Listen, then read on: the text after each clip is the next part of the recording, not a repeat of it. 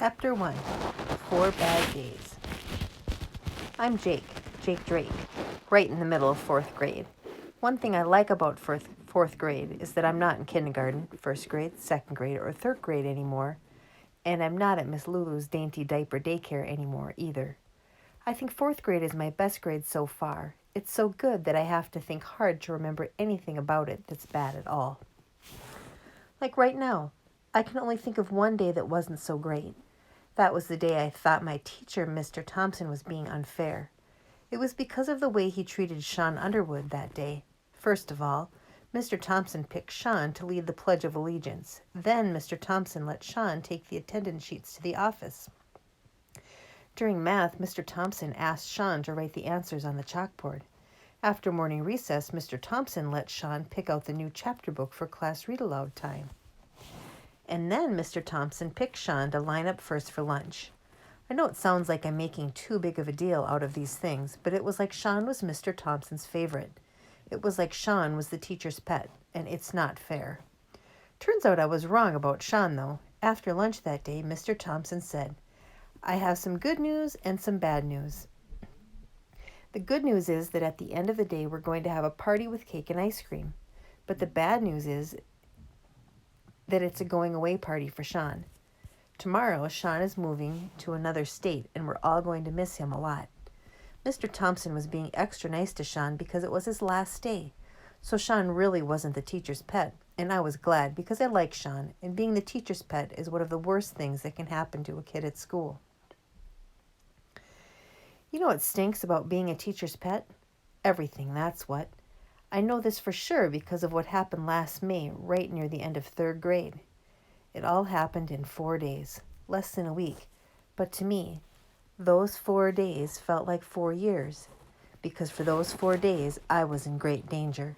I was in danger of losing my friends. I was in danger of losing my reputation.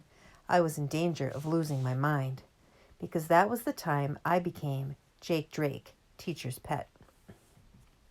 When I was in 3rd grade, we got 5 new computers in our classroom. Mrs. Snavin was my 3rd grade teacher, and she acted like computers were scary, especially the new ones. She always needed to look at a how-to book and the computer at the same time. Even then, she got mixed up a lot. Then she had to call Mrs. Reed, the librarian, to come and show her what to do. So it was a Monday morning in May, and Mrs. Snavin was sitting in front of a new computer at the back of the room.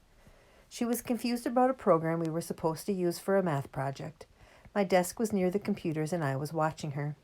Mrs. Snavin looked at the screen, and then she looked at the book, and then back at the screen again. Then she shook her head and let out a big sigh. I could tell she was almost ready to call Mrs. Reed.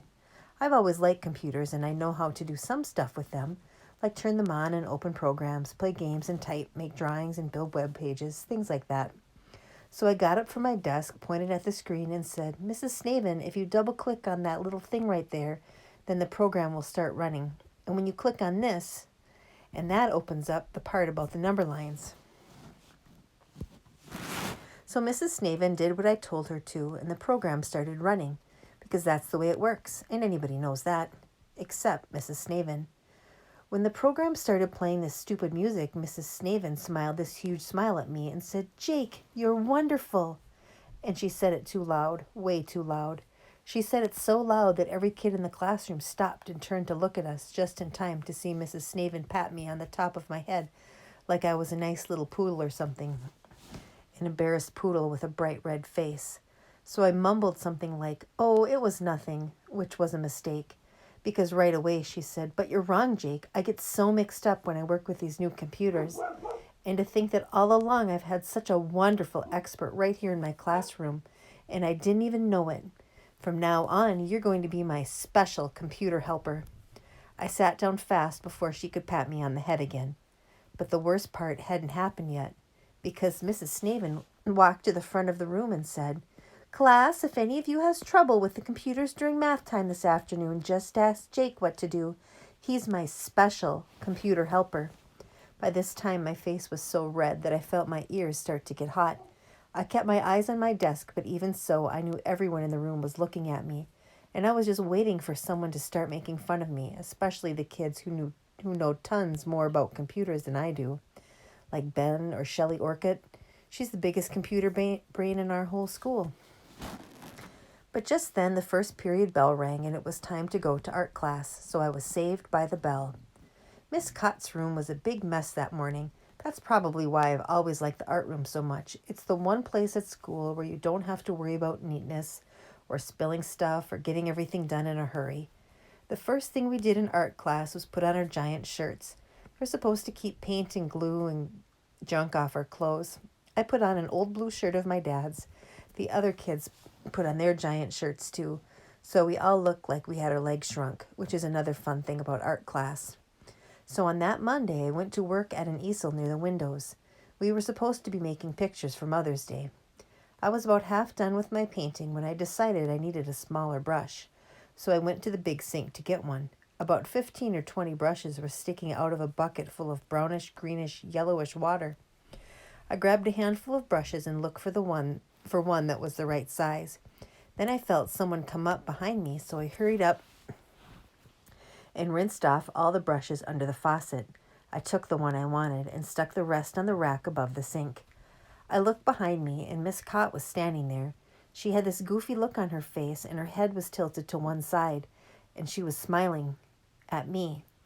"Jake, that is the sweetest thing anybody has done in this room all week," which didn't make sense since it was only Monday morning, and there hadn't been much of a week yet. I guess that didn't matter to Miss Cott. I gave this lame little smile and said, I need a smaller brush so I can finish. Miss Cott said, "And instead of working to finish your picture, you've stopped to help clean up the brushes. That is so sweet." By then, the whole class was watching us, and I was wishing that Miss Cott would stop saying sweet like that. But Miss Cott wasn't done. She turned to all the kids in my class and said, "If all of you would be as sweet as Jake is and help clean up a little, then maybe this room wouldn't be such a mess all the time. Thank you so much, Jake." And as she said that, Miss Cott patted me on the head. I took my small brush and hurried back to my easel. I started working on my picture again, trying not to feel so embarrassed. Then I heard Ben whisper something to Mark. In addition to being great with computers, Ben Grumson was probably the meanest kid in my third grade class. So he whispered extra loud so I'd be sure to hear him. "Hey, Mark, don't you think Jake is just about perfect? He's so sweet." I pretended not to hear, but I know my face turned redder and redder.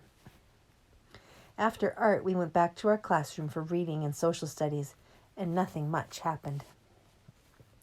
Then, right before lunch, we had gym class. Mr. Collins was having one of his tough guy days. You can tell when Mr. Collins is having a tough guy day because on tough guy days, he calls all the boys and girls troops. After the bell rang, Mr. Collins blew his whistle and shouted, "Okay, troops, listen up. Get in a straight line here at the middle of the court. Come on, troops, look alive. Today we're going to play dodgeball." Half the class groaned and the other half cheered. The kids who always get whomped by that fat red ball groaned, and the kids who are great at throwing and catching cheered. I was one of the kids who groaned. For me, dodgeball means trying to stay alive. Mr. Collins clapped his hands. "All right, troops, everyone whose last name starts with A through L over to the far side of the court. M through Z over here behind me. Let's hustle. Go, go, go." Mr. Collins started the game by rolling the ball along the black line down the middle of the gym. Glenn Purdy ran out and grabbed the ball for the other team. There's something weird about dodgeball. I don't know why it brings out the worst in some kids, but it does. Take Glenn Purdy. For example, in real life, Glenn is a pretty good kid. He's friendly, he's a good partner in math or reading, and he's good to have on your side in a basketball game because he's so tall. But when a game of dodgeball starts up, all of a sudden this nice guy turns into a beast.